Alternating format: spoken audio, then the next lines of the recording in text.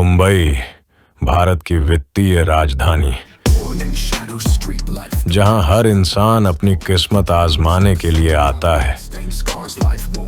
कहते हैं इस शहर में अगर आपके पास दिमाग है और अपने सपनों को सच करने की हिम्मत है तो कोई भी ताकत आपको एक फकीर से अरबपति बनने से नहीं रोक सकती।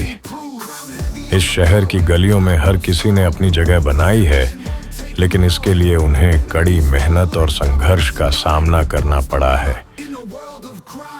डोंगरी मुंबई का वो हिस्सा जहां साधारण मिडिल क्लास लोग रहते हैं। यहीं से शुरू हुआ मुंबई के एक ऐसे डॉन का सफर जिसे किस्मत ने डोंगरी की चौल से दुबई के महलों तक पहुंचाया, और वो डॉन था दाऊद इब्राहिम। इस सीरीज में हम बात करेंगे मुंबई अंडरवर्ल्ड और उसके बादशाह दाऊद इब्राहिम की, लेकिन दाऊद की कहानी को समझने के लिए हमें पहले अंडरवर्ल्ड के उस समय को जानना होगा जो दाऊद से पहले का था। मुंबई में अंडरवर्ल्ड का पहला दौर था हाजी मस्तान, वर्धराजन और करीम लाला का। इन तीनों का नाम लोग दबी जुबान से ही लेते थे। इनसे हर कोई खौफ खाता था, चाहे वो आम पब्लिक हो, अभिनेता, बिजनेसमैन, पुलिस या फिर राजनेता। हमारी कहानी की शुरुआत भी वर्धराजन मुदलियार से होगी, जिसे लोग वर्धा भाई के नाम से जानते थे। वर्धराजन 1942 में तमिलनाडु से मुंबई आया और वीटी स्टेशन पर कुली का काम करने लगा। वो खुद गरीब था, लेकिन गरीब होते हुए भी वो वीटी स्टेशन के बाहर बाबा बिस्मिल्लाह की दरगाह पर गरीबों को खाना खिलाया करता था। इस वजह से शुरू से ही धारावी की झोपड़पट्टी में रह रहे कई लोग वर्धा का नाम जानने लगे थे। सन 1950 की बात है। चीफ मिनिस्टर मोरारजी देसाई की सरकार ने स्टेट में शराब पर प्रतिबंध कर दिया था। 1950 के दशक में शराब पर प्रतिबंध लगने के बाद अवैध शराब का कारोबार तेजी से बढ़ा। वर्धराजन ने इस मौके को हाथ से नहीं जाने दिया। सबसे पहले वो दूसरे डीलर्स के लिए पुलिस की आंखों से बचकर शराब को एक जगह से दूसरी जगह ले जाने का काम करने लगा। उन दिनों शराब के अवैध बिजनेस पर मुथु नाम के एक व्यक्ति का राज हुआ करता था, लेकिन वो बीमार रहने लगा था, और उसकी बीमारी के चलते जैसे ही मुथु ने सेमी रिटायरमेंट लिया तो वर्धा ने मुथु का सारा शराब का बिजनेस अपने हाथ में ले लिया। सिर्फ यही नहीं, उसने थॉमस कुरियन नाम के एक आदमी को अपने साथ लिया और खुद का एक गैंग बना लिया। दूसरी ओर हाजी मस्तान ने 1955 तक अपने आप को अंडरवर्ल्ड में स्थापित कर लिया था। उसने सोने की तस्करी का बड़ा नेटवर्क बना लिया था। मस्तान अपने पैसे के दम पर मुंबई में ये काम करता था, लेकिन अब मस्तान को समझ आ गया था कि राज करने के लिए उसे पैसे के साथ साथ मसल पावर की भी जरूरत है। उसकी यही तलाश उसे वर्धराजन तक ले आई। जब वर्धराजन क्राइम की दुनिया में आगे बढ़ रहा था तो उस वक्त मस्तान क्राइम की दुनिया का बादशाह था। एक बार की बात है, वर्धा के आदमियों ने मुंबई डॉक यार्ड से एक स्पेशल एंटेना चुरा लिया। ये कंसाइनमेंट दिल्ली के एक बड़े मंत्री के लिए आया था। जब ऊपर से प्रेशर आया तो पुलिस ने वर्धा को पूछताछ के लिए उठा लिया। पुलिस की कड़ी पूछताछ के बाद भी वर्धा ने कुछ नहीं बताया। हाजी मस्तान जाने क्या सोचकर वर्धराजन के मामले को सुलझाने के लिए खुद ही वर्धा से मिलने डॉकयार्ड स्थित पुलिस स्टेशन पहुंच गया। उन दिनों मुंबई में हाजी मस्तान एक बड़ी हस्ती थी। पुलिस के बीच भी उसका अपना अलग रौब था। हाजी मस्तान के सफेद कपड़ों से लेकर उसकी चमचमाती कार को लोग दूर से पहचान लिया करते थे। मस्तान ने अपने कॉन्टैक्ट्स के जरिए पुलिस और वर्धा में समझौता करवा दिया और वर्धा को पुलिस ने छोड़ दिया। मस्तान ने उसी पुलिस स्टेशन में वर्धा को उसके साथ मिलकर गोल्ड स्मगलिंग करने का प्रस्ताव दे दिया। उन दिनों हाजी मस्तान की इजाजत के बिना मुंबई अंडरवर्ल्ड में कुछ भी नहीं होता था।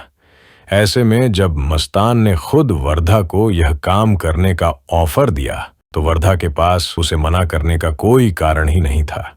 यहीं से हाजी मस्तान, करीम लाला और वर्धा राजन की तिकड़ी की शुरुआत हुई, जिसने अगले 1.5 दशक तक मुंबई की गलियों पर एक छत्र राज किया। 1960 के दौर में पूरे मुंबई में हाजी मस्तान, करीम लाला और वर्धा राजन का दबदबा था। करीम लाला साउथ मुंबई पर हुकूमत करता था, जबकि सेंट्रल मुंबई, जहां मेजॉरिटी स्मगलिंग और लीगल कंस्ट्रक्शन और फाइनेंस के काम होते थे, हाजी मस्तान के कंट्रोल में था। ईस्ट और नॉर्थ सेंट्रल मुंबई में वर्धा राजन का दबदबा था। यहाँ वो कार्गो चोरी के सामान से लेकर कॉन्ट्रैक्ट किलिंग, प्रोस्टिट्यूशन और नारकोटिक्स जैसे काले धंधों को संभालता था। इस तरह मुंबई को अलग अलग हिस्सों में बांट लेने की वजह से 1960 से लेकर 1980 के शुरुआती सालों तक मुंबई अंडरवर्ल्ड में कोई मतभेद नहीं हुआ था। इन तीनों के बीच बहुत अच्छी दोस्ती थी। इन तीनों के बीच एक सख्त नियम था कि कोई भी दूसरे के इलाके में हस्तक्षेप नहीं करेगा और न ही ये लोग आपस के किसी गैंग वॉर में शामिल होंगे। सबसे बड़ी बात ये थी कि हाजी मस्तान, करीम लाला और वर्धराजन मुदलियार को अपनी अपनी कम्युनिटी का पूरा समर्थन हासिल था। खास तौर पर तमिल कम्युनिटी के बीच वर्धा का ऐसा रुतबा था कि उसने माटुंगा और धारावी में अपनी खुद की अदालत बना ली थी, जहां उसके फैसले सर्वमान्य होते थे। वो वहां के लोगों की हर छोटी से बड़ी परेशानी को अपनी अदालत में ही सुलझा दिया करता था। वर्धा अपनी काली कमाई का एक हिस्सा माटुंगा और धारावी की गरीब जनता पर भी खर्च करता था।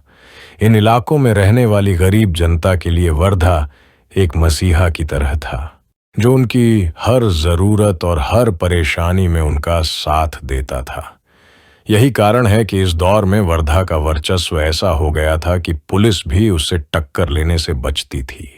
ऐसा कहा जाता है कि जब भी वर्धराजन को किसी पुलिस वाले से मिलना होता था तो उससे पहले ब्लैक लिकर का एक गिलास उस पुलिस वाले की टेबल पर भेज दिया जाता था।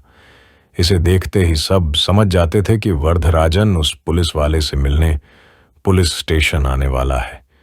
और जब भी ऐसा होता था तो उस पुलिस ऑफिसर को छोड़कर पूरा पुलिस स्टेशन खाली हो जाता था। वर्धा के दबदबे का यह आलम था कि उसकी परमिशन के बिना पुलिस भी उसके इलाके में कदम नहीं रखती थी।